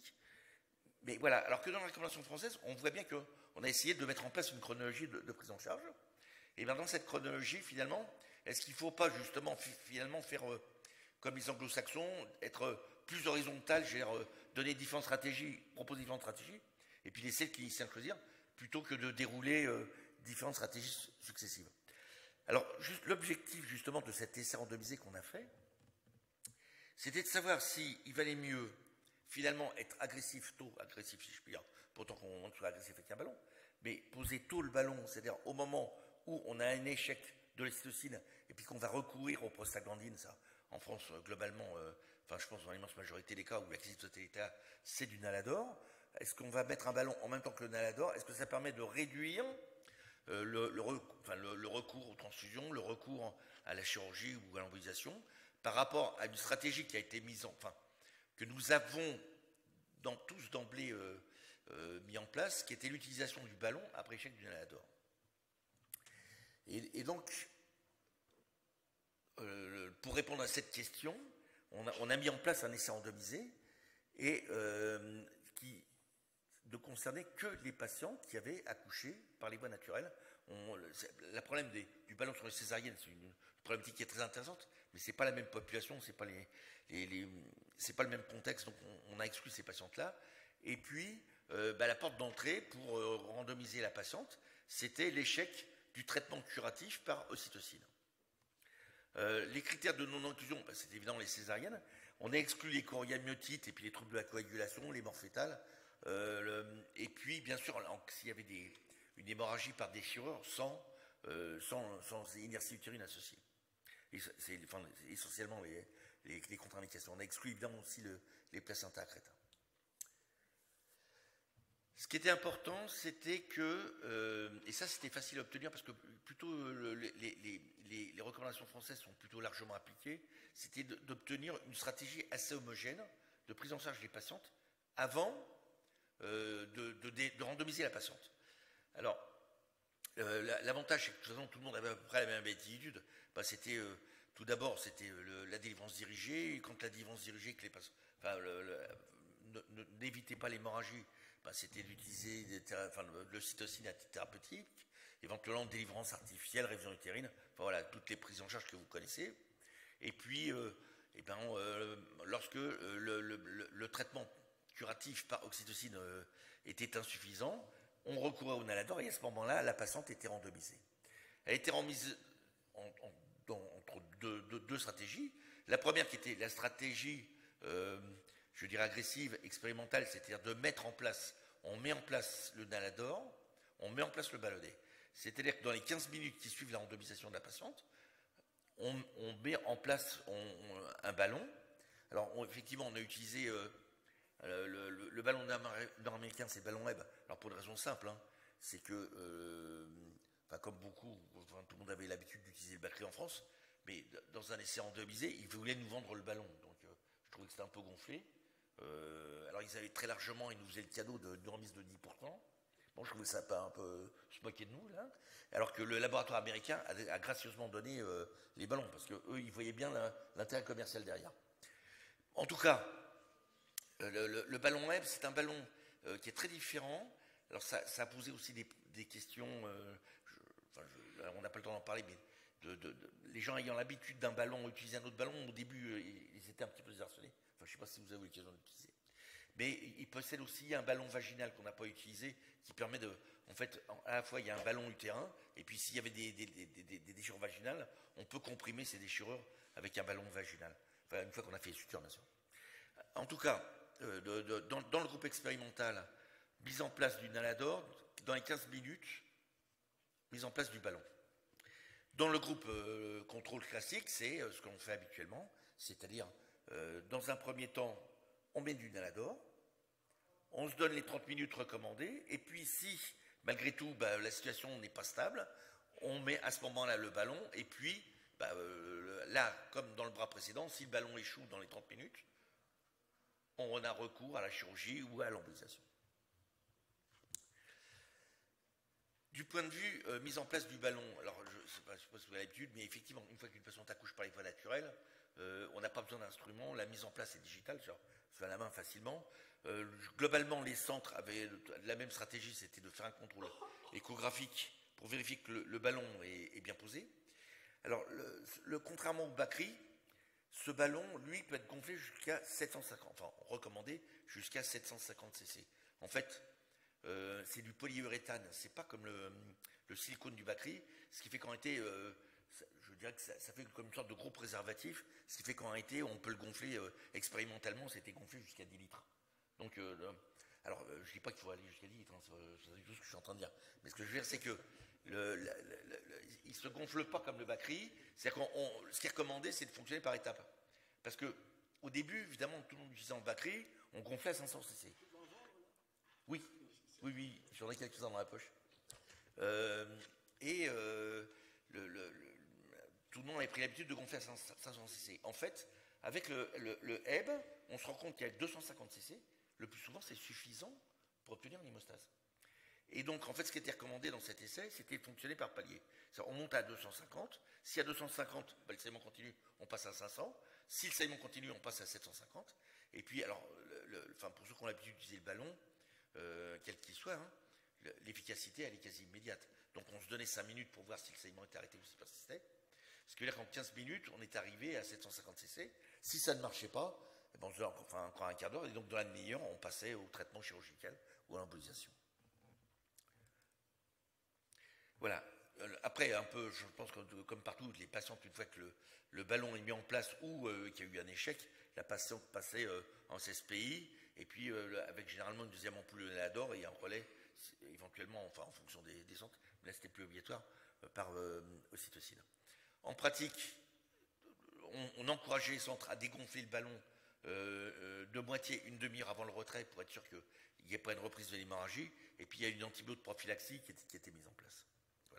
Alors, ce qui est important, c'est qu'on avait évidemment, on savait qu'il y avait un risque d'endométrite, donc toutes ces patientes étaient revues à 6 semaines pour vérifier que s'il y avait eu ou pas une endométrite dans le postpartum. Alors, le critère de jugement, c'est difficile à définir, c'est qu'évidemment, on n'était pas fou. Pour comparer un ballon qui a été posé plus tôt ou plus tard, on n'avait pas comme critère de jugement prendre le recours à la chirurgie ou à l'embolisation. On savait que la différence serait quasiment minime, pour autant qu'elle puisse exister. Et puis, le nombre de patients serait colossal. Donc, comme critère de jugement, on a pris ce qui nous semblait le plus raisonnable, et ce qui était l'objectif, c'est de réduire le risque transfusionnel et puis de réduire l'abondance de l'hémorragie. Ce qui fait qu'on avait considéré comme critère de jugement les patientes qui avaient au moins 2 kilos ou celles qui avaient une perte sanguine calculée d'au moins 1000 millilitres. Alors, on peut revenir sur ce critère de jugement. Je vous ai mis la formule, mais ce n'est pas ce qui est le plus intéressant. Voilà, les critères de jugement secondaire, bon, on a décliné différentes évaluations, évidemment, sur l'hémoglobine, sur l'hématocrite, sur le volume de kilos transfusés, etc. Mais surtout, évidemment, ce qui était intéressant, c'était de voir le pourcentage de patientes qui allaient avoir une procédure invasive, qui serait transférée en unité de soins intensifs, et puis, éventuellement, le risque de décès. Bien sûr, en termes de tolérance, il y avait un critère qui nous intéressait, c'était l'endométrite du postpartum. Alors, le calcul de sujet nécessaire, je n'entre pas dans le détail, mais on a utilisé une méthode statistique qui s'appelle l'analyse séquentielle triangulaire, qui était une méthode qui était très éthique, parce que le problème, c'est qu'on est dans une situation d'urgence, une situation grave, où le pronostic maternel est mis en jeu. Et donc, si un bénéfice pouvait apparaître en cours d'étude, il y avait une méthode d'analyse tous les 50 patients qui permettait d'arrêter l'essai plus tôt s'il y avait un bénéfice à une stratégie par rapport à une autre. Et puis, on espérait bien sûr, évidemment, qu'il y ait une stratégie à mettre le ballon plus tôt. Donc, du coup, on était vraiment demandeur de ces analyses successives. L'inconvénient, c'est qu'il faut un peu plus de patients. Je ne rentre pas dans le détail. Et on avait calculé finalement qu'il faudrait, avec ce critère de jugement, en partant du principe qu'on estimait, parce que c'est pareil, c'était difficile de savoir le pourcentage de patients qui allaient avoir au moins 2 kilos ou saigner plus d'un litre, que ça représentait 18% des patients qui reçoivent du Nalador. C'est toujours le problème de savoir la prévalence d'un événement quand on veut monter un essai, parce que ça conditionne les résultats. Et dans la littérature, évidemment, on ne trouve pas ces chiffres-là. En tout cas, on estimait de l'ordre de 18%, et puis on voulait réduire de 50%. Alors, ça peut paraître énorme, mais en réalité, quand on voit l'effet du ballon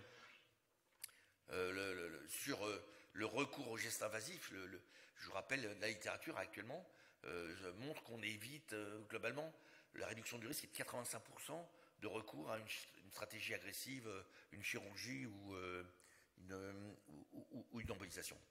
Voilà. En tout cas, il y avait une analyse qui était faite tous les 50 patients. Alors, en pratique, finalement, il y a eu un arrêt avant la fin de l'étude, mais pas pour la raison qu'on voulait, justement pour futilité. C'est-à-dire qu'en réalité, il n'y avait pas de bénéfice clairement démontré entre les deux stratégies, et donc on l'a vu après 400 patients. Aller plus loin n'avait plus d'intérêt, parce qu'on aurait pu continuer l'essai, mais de toute façon, on sait qu'à 650 patients, ça ne changeait pas le résultat. Donc du coup, ça a permis d'arrêter à 400 patients, pour montrer que finalement, qu'on le mette soit en fin de première ligne, c'est-à-dire juste au moment où on va mettre le Nalador, ou au début de la deuxième ligne, c'est-à-dire en cas d'échec du Nalador, il n'y avait pas de différence. Alors je vais vous montrer les résultats. D'abord, bien sûr, dès qu'on a plusieurs centaines de patients, la randomisation fait le job. Il n'y a pas de différence entre les deux groupes. Vous voyez sur les critères majeurs, l'âge, le poids, l'indice corporel, l'origine géographique, etc., puis les facteurs de risque, comme le placenta prévia. Pas de différence non plus, vous voyez, sur la prise en charge de ces patients pendant le travail. Vous voyez la durée, par exemple, du second stade de travail, l'extraction instrumentale, etc. Donc je passe parce que vraiment, aucune différence entre les bras. Et puis, alors, ce qui est intéressant aussi, c'était de regarder, là, l'avantage quand même, c'est que c'est une très belle base de données, parce qu'on a plus de 400 patientes qui ont saigné de façon sévère. Et donc c'est très intéressant, c'est la première base de données qu'on a, au moins en France, où on a 400 patientes, pour lesquelles c'est pas l'hémorragie tout venant, c'est l'hémorragie rebelle, donc la forme grave. Et donc on a différentes caractéristiques. Alors vous voyez, par exemple, on voit très bien que le délai entre l'accouchement et le diagnostic, c'est environ, vous voyez, une demi-heure. Bon, c'est rien de très original. Quand on voit que l'estimation des pertes sanguines, ça colle, parce qu'on dit à 500 cc, il faut commencer à bouger. Comme par hasard, dans l'essai, les pertes estimées, c'était estimé. C'est les cliniciens qui disaient, ça saigne, on va mettre du Nalador. On était envoyé à 500 cc, donc finalement l'impression clinique était pas mal. Les utérotoniques de première ligne, globalement, quasiment la totalité des patientes l'avaient, vous voyez, 95 versus 87%. Le délai entre le diagnostic d'hémorragie et l'administration de ceci, vous voyez que c'est hyper réactif. L'administration de Nalador, vous voyez, quasi-totalité des patientes. Délai entre le diagnostic d'hémorragie et l'administration de Nalador, c'est le même. Vous voyez, c'est vraiment le même. Donc, la prise en charge initiale des patientes, pas de différence. Donc, vraiment, là-dessus, c'est propre.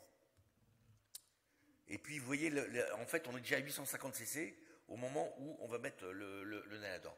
Alors, déjà, on peut faire une première critique, c'est qu'évidemment, c'est toujours l'essentiel de ces maternités, c'est des types 3. Alors, évidemment, ça ne reflète même plus la vraie vie. C'est la limite de ces centres de vie, c'est qu'on est dans des centres experts, on entend toujours la même chose. Et je ne suis pas sûr que ça reflète la vraie vie, parce que quand on voit cette réactivité, c'est pas ce qu'on retrouve quand on fait l'enquête périnatale sur les morts maternelles. Bon, en tout cas, voilà, ce qui est intéressant, vous voyez, c'est que dans un bras qui était le bras expérimental où on mettait le ballon tout de suite, bien, dans 97% des cas, les patientes ont eu le ballon. Alors, on comprend très bien que, d'abord, il y a 3% des cas. C'est soit les patientes, en fait, on dit, on met le Nalador, on va poser le ballon, puis on veut poser le ballon, on n'essaye plus. Donc, déjà, ça explique. Et puis, il y a eu des cas où d'échec de pose du ballon. Les gens ne sont pas arrivés à poser le ballon. Et puis, d'ailleurs, au décours, souvent, les patientes arrêtaient de saigner. Ce qui témoignait, évidemment, que dans un certain nombre de cas, les patientes n'avaient pas besoin de ballon. Et on le retrouve bien, puisque dans le bras de contrôle, il n'y a que 20% des patientes qui ont reçu du Nalador qui ont besoin d'avoir un ballon. Donc en fait, finalement, le Nalador, comme traitement de première ligne, c'est pas mal. Les prostaglandines, vous voyez, dans les formes graves, on réduit quand même de 80% le risque de recours à une autre stratégie, que ce soit le ballon ou la chirurgie d'embolisation. L'autre point, c'est que vous voyez que globalement, c'était gonflé à 500 cc. On était tous formatés pour gonfler ces ballons finalement à 500 cc. Et la durée moyenne, alors comme les gens commencent à avoir de plus en plus l'habitude, au début les ballons on laissait 24 heures, puis on s'est rendu compte avec le temps que c'est beaucoup trop long, ça augmente le risque d'endométrite. Et du coup, vous voyez que c'était entre 9 et 12 heures, la différence n'était pas vraiment importante. Alors le critère de jugement principal, je vous rappelle, les pertes sanguines calculées supérieures à 1 litre ou d'au moins 2 kilos, vous voyez que c'était, on le retrouvait dans 67 versus 74% des patientes. Donc quand même, c'est des patientes qui ont vraiment saigné. Pas de différence significative. Et puis, vous voyez finalement, les transfusions d'au moins 3 kilos, c'était 7 et 8% des patientes. Perte sanguine calculée. Alors calculée, c'est plus estimé, c'est-à-dire que c'était avec la formule que je vous ai donnée, et ça, l'information, on l'avait rétrospectivement, puisque ça dépend de l'hématocrite pré- et postpartum. Vous voyez, c'est en moyenne, ce sont des moyennes, hein, c'est 1,5 litre. La transfusion globulaire, toute transfusion, c'était, vous voyez, 22 versus 19%. Et puis, ce qui est intéressant, c'est qu'en termes d'efficacité, parce que là, c'est prospectif, c'est propre, les patientes qui, finalement, dans cette stratégie séquentielle,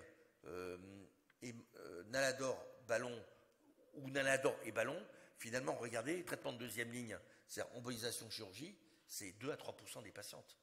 C'est-à-dire l'efficacité est quand même remarquable sur ces ballons. Voilà.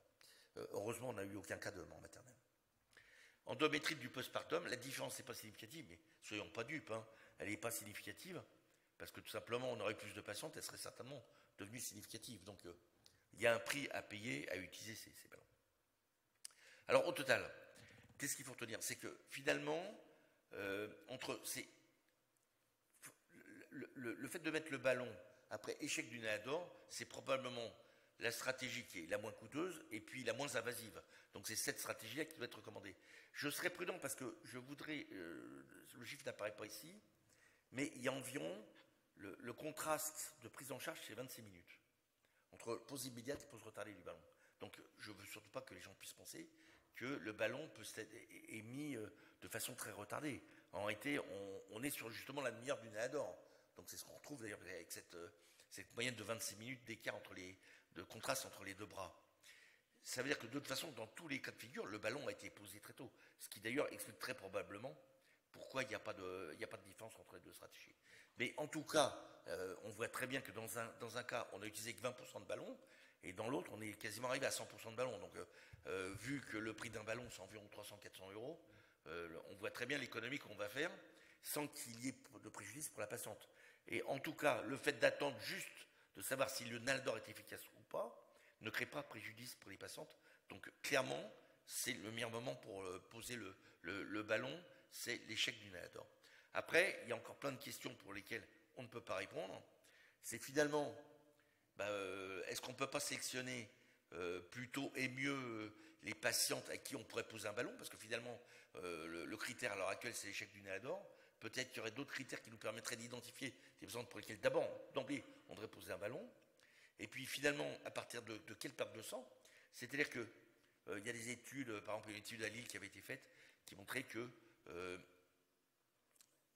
quand il y avait au moins 250 cc de recueillis, enfin dans le sac de recueil du ballon, le taux d'échec était de 80%, etc.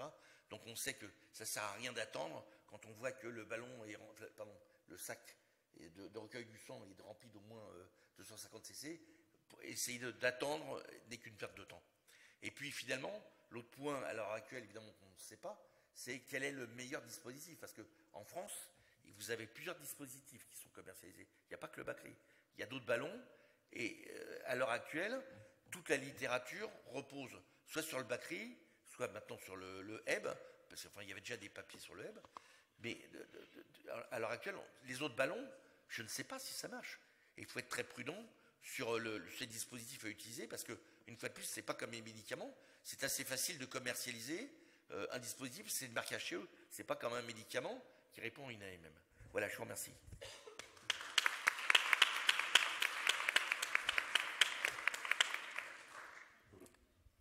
On ouvre à la discussion. Si vous avez des questions, 2-3 questions, parce qu'on est un peu tard, mais... Moi, je suis très, très impressionné. Eric, Verspeak. Je suis très, très impressionné par la comparabilité des deux groupes. Oui, oui. C'est incroyable. Oui. Elles sont strictement... les deux groupes sont strictement identiques. Ouais. C'est un monde qui a quand même des procédures, des protocoles. C'est-à-dire qu'on fait globalement, grâce au ROCO, extrêmement bien dans la prise en charge de ces hémorragies. On est vraiment dans le timing précis, dans les 5 minutes près. Ensuite, on a mis dans la deuxième ligne le ballon à 30 minutes, effectivement, après. Enfin, c'est parfait. C'est les mêmes pertes de sang. Bon, alors c'est des médianes, hein, mais enfin, en tout cas, c'est les mêmes chiffres. C'est fou, quoi. Tu veux que je te dise ça fera dire, moi j'arrive au crépuscule de mon exercice professionnel, mais la pire des méthodes d'évaluation, c'est laisser randomiser. Parce que tu te mets dans des conditions expérimentales qui n'en fait pas la vraie vie. C'est pour ça que finalement, les études de cohorte, le PACRETA, c'est très intéressant, parce que c'est de la vraie vie. Alors, bien sûr que ça ne donne pas, et qu'on considère que le niveau de preuve est moins bon, mais c'est tellement pur que c'est caricatural, ces résultats. C'est ce que tu dis. Et je sais que ce n'est pas la vraie vie. Voilà. On a fait un essai randomisé sur les échos de cicatrices. Pas un décès fœtal, pas une mort maternelle, pas une hystérectomie sur tous les cas de rupture utérine. Il ne faut pas m'expliquer que c'est la vraie vie. C'est pas possible. Tu fais des études dans des centres experts, tes résultats, la validité externe, elle est nulle.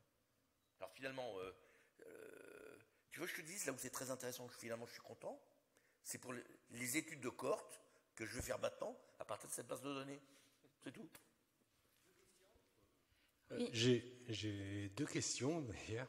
Donc à propos de ces patientes, les 20% de patientes à qui vous mettez la Bacri dans un deuxième temps, est-ce que vous avez, c'est la première question que vous vous posiez, est-ce que vous avez une idée des facteurs qui seraient là pour dire que si on leur posait la Bacri 20 minutes ou 25 minutes plus tôt, est-ce que ça améliorerait les choses? Donc est-ce que vous avez des facteurs de risque? Et deuxième question, donc la vraie vie, moi je suis dans une maternité de type 1, et donc lorsque je pose une Bacri qui marche et la dame ne saigne plus, est-ce que cette patiente, je dois la transférer?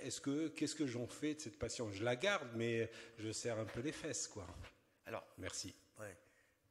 Probablement, ça reste vrai, quand la coagulopathie s'installe, et elle s'installe très vite, hein, parce que très probablement les coagulopathies s'installent entre 1 litre et 1,5 litre, alors je sais pas, tu pourras peut-être nous le confirmer, mais une fois que la coagulopathie est installée, l'échec du ballon est plus élevé. Et la littérature, c'est des études de cohorte, c'est pas très bien fait, mais tout va dans le même sens, c'est plutôt. Après, le ballon, c'est simple, ce qui est quand même magique, c'est que si tu vois tout de suite la patiente qui arrête de saigner, tu sais tout de suite si tu as gagné ou si tu as perdu. Si tu as gagné, transférer la patiente me paraît inutile. Parce que vraiment, tu vas laisser le ballon plusieurs heures. À l'heure actuelle, il y a plutôt, alors je sais pas, je pense que l'ensemble des centres, on est en moyenne, disons, pour dire qu'on laisse le ballon 6 heures. Et puis qu'en tout cas, on ne retire pas le ballon en pleine nuit, quoi. Ça, c'est mieux pour l'obstétricienne de garde. Mais voilà, donc, mais en tout cas, la 400 patientes, pas une hémorragie secondaire au retrait du ballon. Donc c'est un événement, s'il existe, c'est un événement qui est très rare, à condition de le laisser au moins 6 heures. C'est ça, c'est la deuxième question. On n'a pas besoin de transférer la patiente.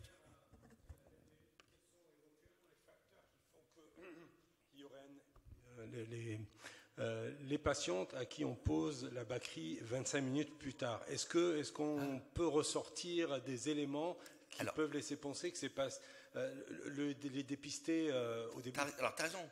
Alors, là, c'est trop tôt. C'est-à-dire que c'est l'intérêt de cette base de données, c'est qu'on a, en plus, on a un timing, on a les horaires, on va pouvoir travailler là-dessus et pouvoir ressortir s'il y a des facteurs pronostiques. Mais à l'heure actuelle, je n'ai pas ces informations. Mais effectivement, déjà, ce qui est intéressant, c'est que l'avantage d'un essai randomisé quand il est négatif, parce que de toute façon, je n'ai pas si ma fille à faire des essais négatifs, donc maintenant j'ai compris qu'il fallait que je voulais publier, tu as raison, les essais que j'ai publiés. Mais finalement, c'est de pouvoir faire des cohortes, parce que finalement, tes deux groupes, tes deux bras, tu les regroupes, et puis maintenant, j'ai une cohorte de 400 patientes. 400 patientes qui, quand même, ont saigné de façon abondante, quand même, malgré tout. Donc, ça va être très intéressant, parce que on va pouvoir savoir peut-être, s'il y a des facteurs pronostiques sur, effectivement, la population cible, qui devra recevoir un point long, à partir de combien, etc. Pardon ?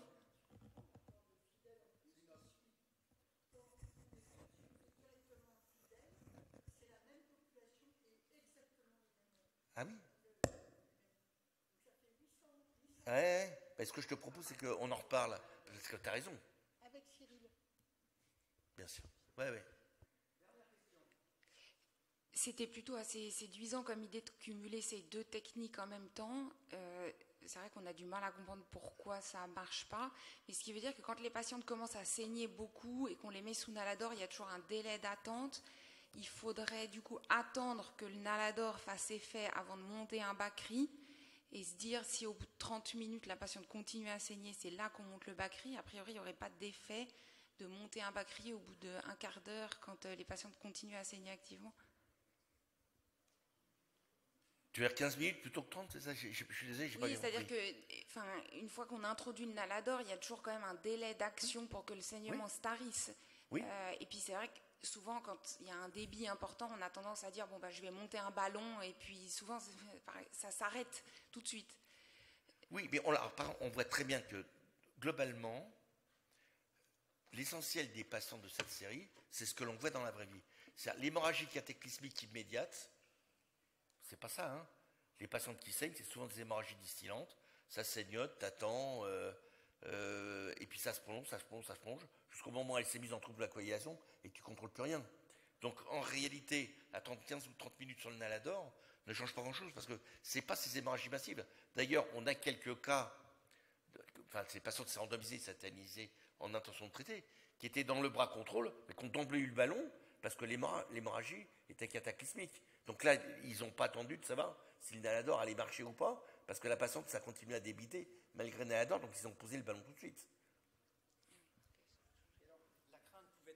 La crainte pouvait être que ces patientes-là, on en a discuté avec Anne-Sophie, comme c'est des patientes à risque, la crainte c'est qu'on randomise des patientes à bas risque, mais on n'a pas forcément vu ça finalement. Oui.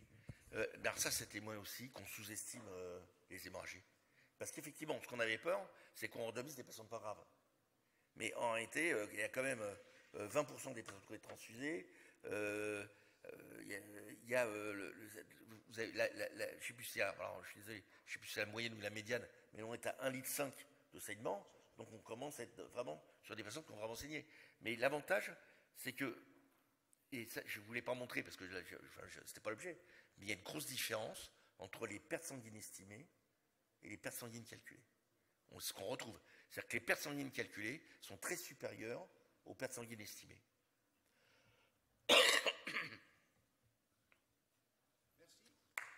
Merci.